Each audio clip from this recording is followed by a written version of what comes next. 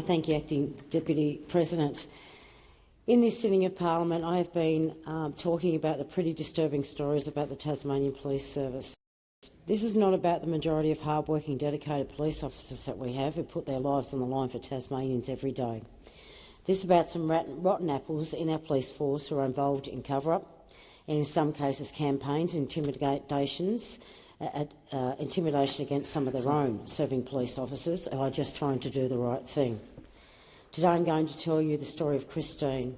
Christine had been a loyal and effective admin officer for the Tasmanian Police for over a decade. In 2019, she was the licensee of the Police Academy Bar, and according to Christine, the books were a mess. So she set about sorting it out, and a few weeks in with a new boss, Christine was approached by a senior officer who told Christine he was providing free drinks to other police personnel at the bar. Christine told him he would need to send an email so that she could square the books. Her request was met with anger and then retribution. What the Tasmanian Police did to this hard-working, loyal, ethical and intelligent woman is just absolutely appalling. When Christine escalated her concerns to the Deputy Secretary, she was stood down and told to work from home. Christine was told she was being investigated for gross misconduct, and then, in a shocking example of the overreach, Christine's home was raided by the Tasmanian Police Serious and Organised Crime Division and Tasmania's Police Professional Standards Unit. When this raid took place, Christine's autistic son's computer was confiscated, but hers was not taken. This was despite being told by Christine's partner that their son was enormously reliant on his computer. A police officer even said that they, and I quote, were going to put his mum in jail, end quote. You say that in front of an autistic child. Absolutely shameful. I should note here that Christine's son is still extremely traumatised by the event, and when people visit, and I have been there, he retreats to his room until the coast is clear. For Christine, the matter of working from home, deleting generic networked emails from a shared networked email account, meaning several other state service employees were also using this email account, went before the Magistrates Court, and Christine's case was thrown out from lack of evidence.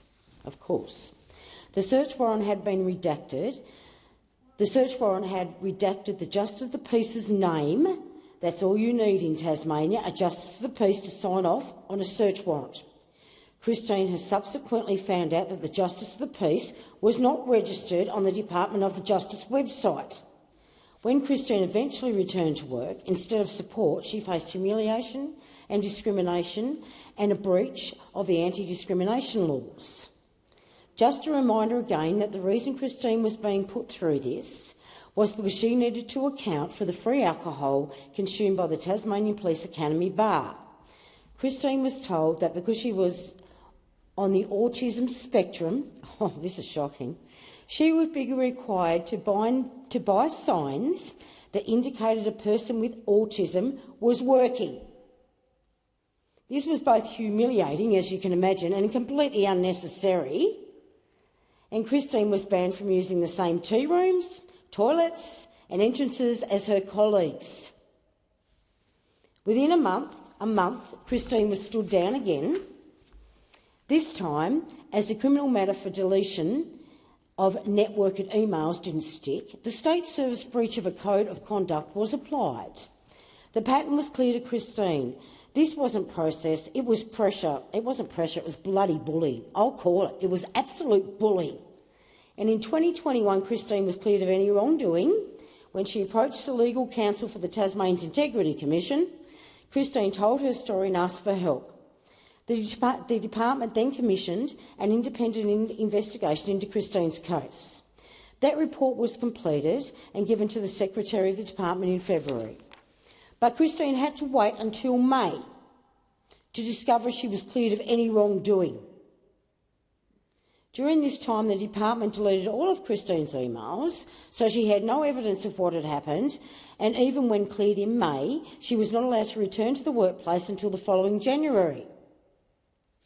When Christine did return, she was once again faced with discrimination and exclusion. Despite formally lodging complaints about the raid and other mistreatment, Christine was unable to access the Tasmania Police Professional Standards Unit for help or support because officers from within this unit were involved in the misconduct being complained about.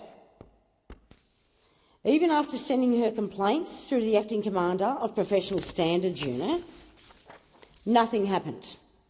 She was repeatedly told her complaints had been registered, and only through right to information requests and the involvement of the Ombudsman did she discover that none of the complaints had ever been recorded or investigated. Christine's case raises serious and alarming questions, and if complaints about Tasmanian police misconduct cannot be properly registered or investigated, how on earth can victims of more serious crimes like sexual assault by their own come forward and trust that their complaints will be taken seriously? This is a pattern of systemic failure here, and victims left without protection and abusers remaining in positions of power. Eden Westbrook's case, the Sue Neill-Fraser case, the Helen Bird case and Sally's case, which I've spoken about on Wednesday to name just three, and there are more to come. Current oversight bodies, including the Tasmania Integrity Commission, lack sufficient powers to address corruption or systemic abuse. Christine went to see the legal counsel of the Tasmania Integrity Commission, and she was told by the council that they don't investigate corruption as it isn't in their act. Can you believe that, Australia? We have an Integrity Commission in Tasmania, as it's called, and it doesn't investigate corruption. I mean, how laughable and how shameful on Tasmania and its government. It didn't really investigate, doesn't investigate Tasmanian Police because, wait, they have a quid pro quo arrangement. A quid pro quo arrangement with the police. That is the Tasmanian Police doing the investigations for the Integrity Commission. They're just like Defence, regulating themselves and marking their own homework. Absolutely shameful. And by the way, the Tasmanian Integrity Commission has never held a public hearing or even done a prosecution. That is what Tasmania has to rely on. Shameful, isn't it? Christine loved her job and she was good at it.